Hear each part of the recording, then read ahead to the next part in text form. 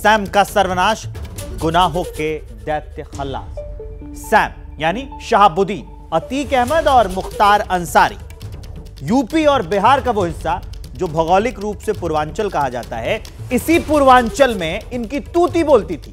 दिलचस्प बात यह है कि इन तीनों ने जुर्म की बुनियाद पर राजनीति की जगह बनाई। सत्ता का संरक्षण मिला, अपने अपने क्षेत्र में एक वर्ग विशेष का समर्थन मिला, जिसके जोर पर इन तीनों ने गुंडई और दबंगई की वो कहानी लिख दी जिसकी दूसरी कोई मिसाल नहीं।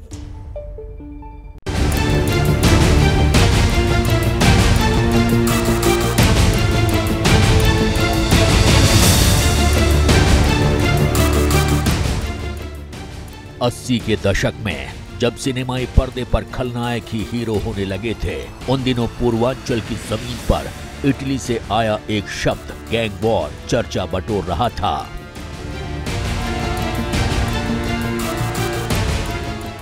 पूर्वांचल यानी यूपी का पूर्वी और बिहार का पश्चिमी हिस्सा, जो भले ही दो राज्य के बीच बटा है, लेकिन यहाँ की भौगोलिक और सामाजिक बनावट कमोबेश एक सी है। कहते हैं जब जेपी देश में इंदिरा गांधी की सत्ता बदल रहे थे, उस वक्त पूर्वांचल में कुछ नौजवान बंदूक की नाल साफ कर रहे थे। ये वो दौर था जब यूपी और बिहार में गैंगवॉर की खबरें रेडियो पर सुर्खियां बनने लगी थी। यानी दूसरे लफ्जों में कहें तो पूर्वांचल में माफिया राज की जड़ें पनपना शुरू हो चुकी थी। शुरुआती वक्त में माफिया कहें, गैंगस्टर कहें या फिर बाहुबली, उन दिनों दो नाम चर्चा में थे। पहला हरिशंकर तिवारी, दूसरा वीरेंद्र प्रताप शाही।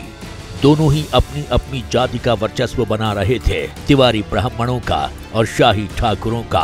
पर कुछ ही दिनों में वर्चस्व की जंग से पैसा जुड़ गया। ये वो वक्त था जब पूर्वांचल के विकास के लिए सरकार योजनाएं तैयार कर रही थी। विकास को अंजाम पर पहुंचाने के लिए सरकारी ठेके जारी किए जा रहे थे। सरकार उस वक्त कोयला, रेलवे स्क्रैप के ठेके जारी कर रही थी। सड़क, पुल और दूसरी विकास परियोजनाओं की ठेकेदारी में भी बहुत ज्यादा पैसा था और ठेका उसी को मिलता था जिसके पास पावर और पैसा दोनों था। यहीं से जन्म हुआ उन चेहरों का जिन्होंने बाद में पूर्वांचल में माफिया राज की नई कहानी लिख दी। हरिशंकर तिवारी और वीरेंद्र प्रताप शाही के बीच वर्चस्व की जंग ने यूपी में कई माफियाओं को जन्म दिया। इनमें शिव प्रकाश शुक्ला से लेकर मुख्तार अंसारी और ब्रजेश सिंह के भी नाम हैं। कहते हैं कि अपराध की दुनिया में ब्रजेश सिंह और मुख्तार अंसारी का उभार ही हरिशंकर तिवारी और वीरेंद्र प्रताप शाही की दुश्मनी की वजह से हुआ था। 90 का दशक आते आते अपराध राजनीति और बिजनेस में बदल चुका था।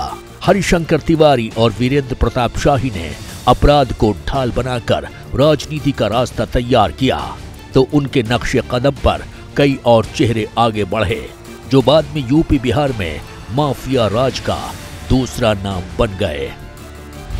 यूपी में मुख्तार अंसारी, अतीक अहमद, ब्रजेश सिंह और बिहार में मोहम्मद शहाबुद्दीन। मुख्तार अंसारी, अतीक अहमद, ब्रजेश सिंह या फिर मोहम्मद शहाबुद्दीन, इन सब में एक समानता है। इन सब ने पहले अपराध की दुनिया में अपना वर्चस्व कायम किया और उसके बाद सियासत की दहलीज पर कदम रखा। सही मायनों में माफियाओं की सियासत में एंट्री के पीछे उस वक्त की राजनीति की बड़ी भूमिका रही। बताया जाता है कि मुख्तार अंसारी साधु सिंह का करीबी था, तो वहीं साधु सिंह हरिशंकर तिवारी के करीबी रहे मटनू सिंह का भाई था और दोनों भाई पूर्वांचल में एक गैंग ऑपरेट कर रहे थे। कहा जाता है कि साधु सिंह के करीब आने के बाद ही मुख्तार अंसारी अपराध से जुड़ा, लेकिन मुख्तार अंसारी को राजनीति में लाने का क्रेडिट बहुजन समाज पार्टी को जाता है, जिसके टिकट पर मुख्तार अंसारी 1996 में उत्तर प्रदेश विधानसभा पहुंचा। ये पहली बार बहुजन समाज पार्टी के टिकट पर एमएलए हुआ। अभी आप देखिए कि 2005 से जेल में बंद होने के बावजूद ये लगातार 3 चुनाव जीता और अपने भाई के चुनाव में भी अफजल अंसारी जब गाजीपुर से लोकसभा का चुनाव जीते हैं पिछला 2019 का, उसमें भी इसकी बड़ी भूमिका थी।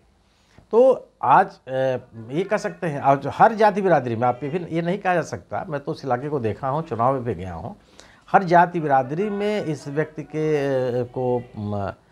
इसके लोकप्रियता रही है, एक अलग तरह का माहौल रहा। लेकिन ये जरूर है कि आपराधिक गतिविधियों में शामिल होने के कारण इस व्यक्ति ने अपने परिवार की प्रतिष्ठा को खराब ही किया। कहते हैं कि मुख्तार अंसारी को पैसे और पावर का नशा था।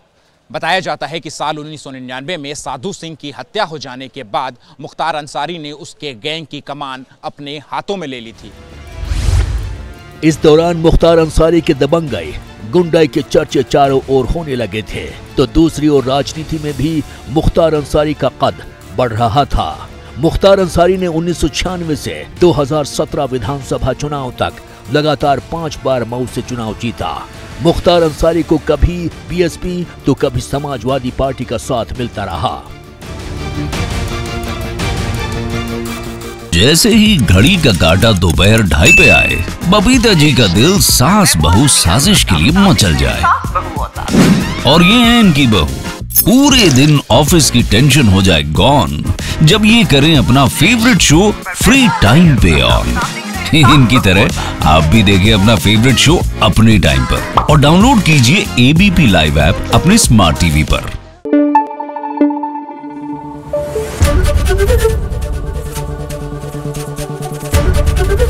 एबीपी न्यूज आपको रखे आगे।